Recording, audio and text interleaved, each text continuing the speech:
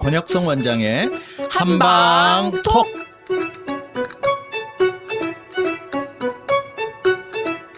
청취자 여러분 안녕하십니까? 권혁성입니다. 안녕하세요. 서유경입니다. 네, 선생님.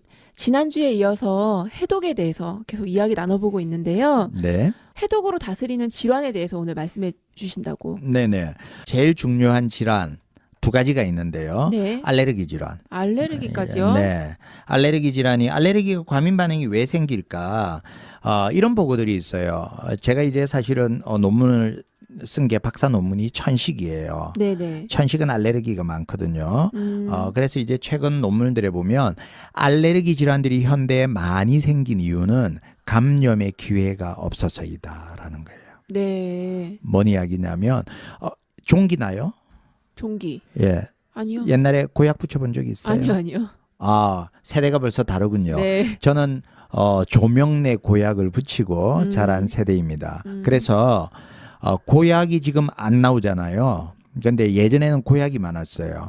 고약이 많은 이유는 종기가 많이 생겼어요. 네. 근데 이 종기를 이런 피부예요? 피부에 팔, 종기, 다리에? 예, 종기 나는 거 잘 모르시는군요. 네네. 우리 젊은 세대들은 잘 모르겠다. 그래서 이 종기가 안 나는 이유는 뭐냐면 감염이 안 되는 거예요. 왜냐, 우리가 간접적으로 섭취하는 항생제가 너무 많아요. 네. 닭에도 생선에도 고기에도 간접적으로 항생제를 많이 섭취하다 보니까 깨끗해져 가지고요. 간접적으로 이런 종기가 안 생겨요. 종기가 생길 때 어떤 일이 생기냐면 우리가 한번 종기가 생겨서 감염이 되잖아요. 네. 그러면 내 몸에 그 감염을 이겨내기 위한 면역 체계가 발달하게 돼요. 네네. 그러면서 면역력이 좋아지는데 감염이 안 되니까 면역 체계가 떨어져서 상대적으로 이런 면역 질환인 알레르기가 많아졌다라고 이야기를 하고 있습니다. 그래서 이런 미생물들이 함께 살지 못해서 오히려 많이 죽어서 이런 알레르기 질환들이 잘 생긴다. 그래서 농장에서 자란 흙하고 같이 자란 아이들은 알레르기 질환이 없고 네. 너무 깨끗한 무균한 완벽한 상태에서 자란 아이들은 알레르기가 많은 이유가 미생물 때문이다라는 보고가 있습니다. 예. 왜 부부가 결혼해가지고 강아지나 고양이 키우다가 임신하면은 뭐 입양을 보내거나 뭐 갖다 버리는 경우도 있다고 하거든요. 네네. 근데 제가 봤어요. 그 강아지랑 고양이랑 같이 자란 아이들이 면역력이 더 높다고 네. 또 동물 뭐 학대 뭐 보호하고 막 이런 단체에서도 네네. 훨씬 더 아이들한테 좋으니까 애들 버리지 말라고 네. 막 이런 캠페인 하고 그러는데 일리가 있는 얘기네요. 그러면. 네. 다양한 지식을 알고 계시는군요. 역시 독서의 여왕 배우신 지식 습득력이. 저는 처음 듣는 이야기였지만 네네네. 맞습니다. 같은 정말 내용입니다. 그런 부모들이 많대요. 그리고 네. 특히 할머니 할아버지가 이제 그 고양이 이렇게 갖다 버려라. 네네. 왜냐하면 알레르기 원인이기도 하니까. 그렇지만 엄마 아빠가 알레르기 질환을 앓고 있으면 아이가 알레르기 질환을 가지게 될 가능성이 75% 정도 돼요. 네네. 그렇다면 엄마 아빠가 알레르기 질환이 있는 사람들은 고양이 털에 의해서 알레르기 반응이 오죠. 네네. 그래서 알레르기 질환을 일으킨다면 또한 그게 동물 털이 원인이다면 버리는 게 맞죠. 근데 없는데. 없는 경우에는 이야기가 맞습니다. 그래서 자연의 흙을 밟고 자연에 뒹굴면서 강아지와 같이 키우는 아이들의 면역력이 훨씬 더 크다는 학계 보고가 있는 건 사실입니다. 제 친한 언니는 어릴 때 흙을 퍼먹고 놀았다는데. 네. 면역력이 짱이겠네요. 네.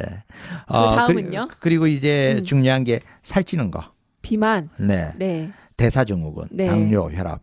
근데 이제 살찌는 거는 많이 먹어서 찌잖아요. 그죠? 네. 그런데 문제가 되는 거는 난 정말 안 먹어요.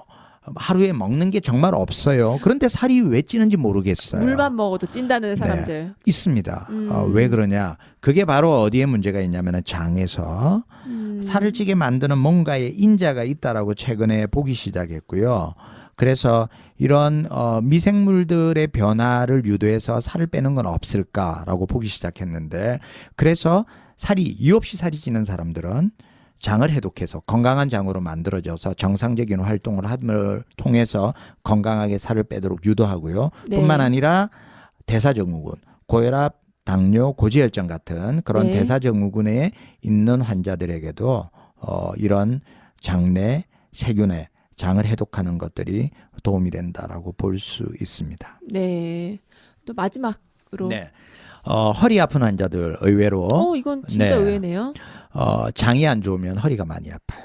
왜 그래요? 한방적으로는 장이 차서 그렇다라고 설명을 하지만 장이 빵빵해지고 가스가 많이 차고 과민성 대장이 있고 이런 환자들은 반대적으로 아랫배 찬 사람들은 장 때문에 오히려 허리가 통증이 있을 수 있다라고 보시고요. 장을 개선해서 허리 통증이 없어지는 경우도 많이 있습니다. 어떤 영향을 미치길래 허리가 아픈 거예요, 선생님? 먼저 이제 한의학적으로 장이 차다라고 이야기를 하지만 또한 이제 의학적으로 생각을 한다면 네. 이제 고장난 장이 장벽을 이렇게 손상시켜요. 뿐만 아니라 가스가 차기 때문에 우리 아랫배가 나오고요. 그다음에 아랫배에 지방이 축적되고요. 네네. 그러면서 우리가 이제 허리의 변형을 유도하죠. 압력을 받는 건가요? 네, 빵빵해지고 그래서 이래서? 허리가 실질적으로 배가 많이 나온 사람들은 허리에 그렇죠. 몸이 무거우니까. 척추가 신경을 압박해 주게 되죠. 그래서 네네. 허리의 통증을 더 유발하게 됩니다.